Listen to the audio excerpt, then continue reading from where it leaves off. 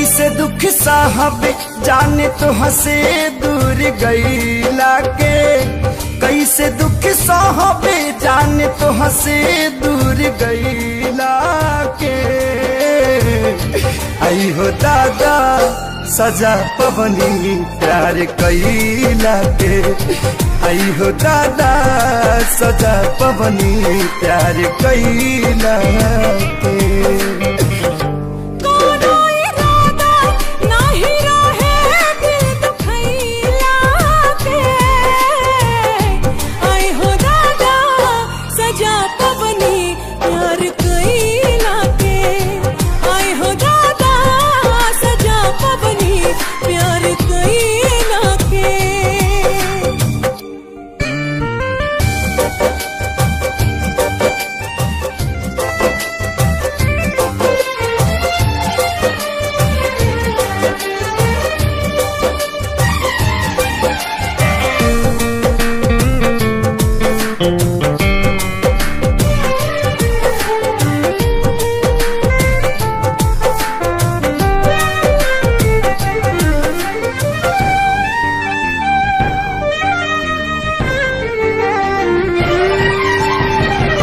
पहिले जे पता रहित पड़ी तारा रहो, कबहू न कैले रहती प्यार।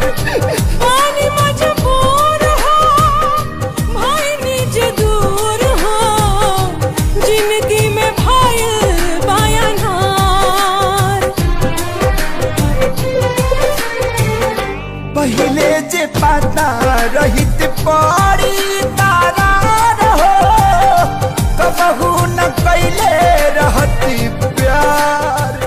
पानी मजबूर हो भाई निगाह से दूर हो, जिंदगी में भाई बायनहार। याद ना जाए तुहरा संगे पल बितैला के,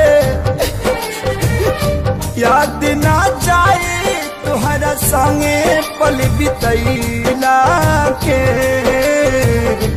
आई हो दादा सजा पवनी प्यार कैला के, आई हो दादा सजा पवनी प्यार कैला के।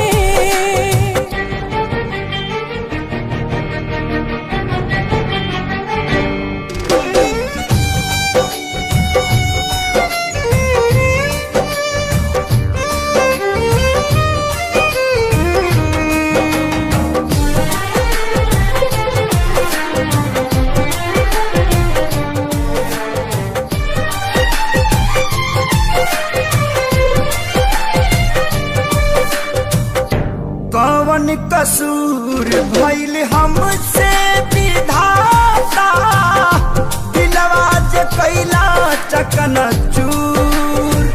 काहे के मिलौला प्रीतिया लगौला, जब रिश्ता न रहे मंजूर।